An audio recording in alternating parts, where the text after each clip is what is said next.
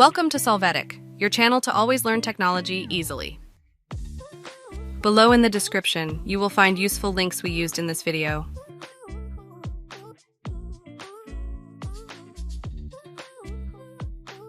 Today in Solvetic, we will see how to capitalize all letters in Google Docs Auto. Open your Google Doc. There, from the Tools menu, click on Preferences.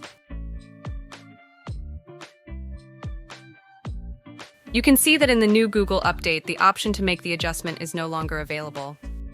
To do so, in the Edit menu, click on Find and Replace. In the Find field, enter the letter to be capitalized. You will see that all are selected. To leave only the necessary ones, add a space at the beginning of the letter. Finally, in the field, replace with add a space and the letter in capitalization. Then click on Replace All. You will see that the capital letter will be at the beginning of the words in the Google Doc. Hey, remember to subscribe Solvetic channel.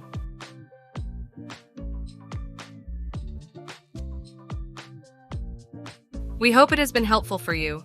Here are links to watch more videos of your interest and subscribe to the Solvetic channel. Thank you.